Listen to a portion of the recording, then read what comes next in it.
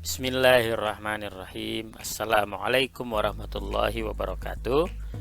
Mari kita belajar bahasa Indonesia tentang paragraf. Berikutnya adalah apa yang dimaksud dengan paragraf. Paragraf adalah suatu karangan yang terdiri atas sedikitnya satu kalimat utama dan beberapa kalimat penjelas. Kalimat utama dalam paragraf sebagai pernyataan umum dan kalimat penjelas dikatakan sebagai pernyataan-pernyataan khusus. Pernyataan khusus itu bersifat memberikan penjelasan secara rinci pernyataan yang terdapat dalam kalimat utama. Jadi, kalimat penjelas berfungsi memperjelas pernyataan yang terdapat dalam kalimat utama. Lalu fungsi paragraf adalah bagi penulis menentukan gagasan pokok dan mengembangkannya dengan kalimat-kalimat logis dan runtut. Dapat membatasi uraian pengembangan gagasan pokok agar tidak keluar dari kalimat pokok yang sudah ditentukan. Memudahkan dalam mengekspresikan dan menguraikan gagasan dalam bentuk tulisan dengan serangkaian kalimat yang tersusun secara logis, jelas, padat dalam satu kesatuan. Sebagai tanda peralihan gagasan atau pikiran baru bagi karangan yang terdiri beberapa paragraf.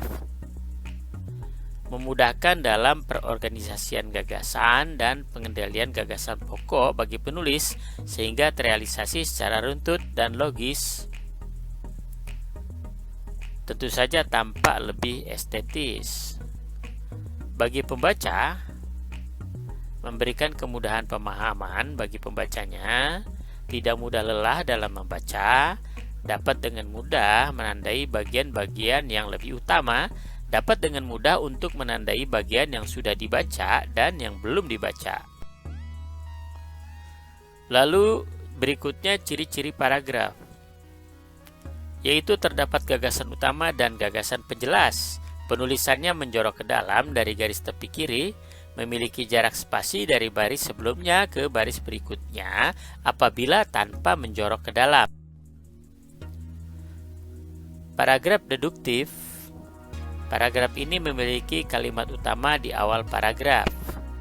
Ciri-ciri kalimat utama atau ide pokok ada pada awal paragraf. Polanya umum ke khusus. Kalimat utama diperinci dengan kalimat penjelas.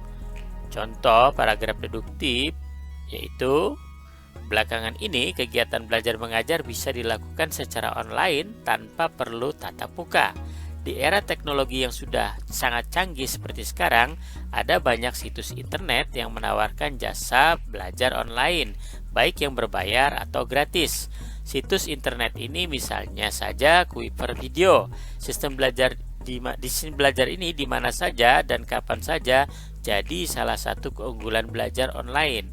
Kamu pun bisa memilih mata pelajaran apa saja sesuai hendak dipelajari saat itu, mulai dari fisika sampai bahasa Indonesia. Paragraf induktif. Kalimat utamanya di akhir paragraf. Ciri-ciri diawali dengan penjelasan khusus. Digeneralisasikan atau disimpulkan berdasarkan penjelasan khusus di akhir paragraf. Kalimat utama terletak di akhir paragraf. Dari khusus ke umum. Contoh, jangan pernah belajar dadakan, artinya belajar sehari sebelum ujian. Belajarlah mulai dari sekarang. Belajar akan efektif kalau belajar kumpulan soal. Hal ini dapat dilakukan dengan cara menjawab soal-soal di buku kumpulan soal, mencocokkannya lalu menilainya, barulah materi yang tidak dikuasai dicari di buku. Itulah beberapa tips belajar menjelang ujian nasional. Lalu paragraf campuran. Kalimat utama berada di awal dan di akhir paragraf. Ciri-ciri paragraf campuran memiliki dua kalimat utama. Kalimat utama terletak pada awal paragraf. Kalimat utama kedua terletak sebagai kesimpulan pada akhir paragraf. Kalimat penjelas terletak pada tengah paragraf. Memiliki kalimat pengulangan pada kata kunci dalam kedua kalimat utama. Contoh paragraf campuran, pasar modal berbeda dengan pasar uang.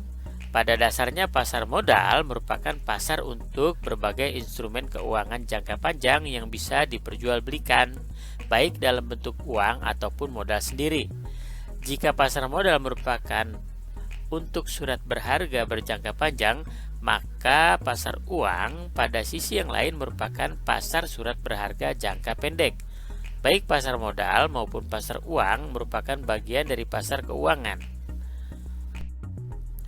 Demikian contoh tentang paragraf deduktif dan induktif. Terima kasih sudah menyaksikan. Silakan disukai, subscribe dan dibagikan, lalu tekan tombol lonceng. Terima kasih. Wassalamualaikum warahmatullahi wabarakatuh.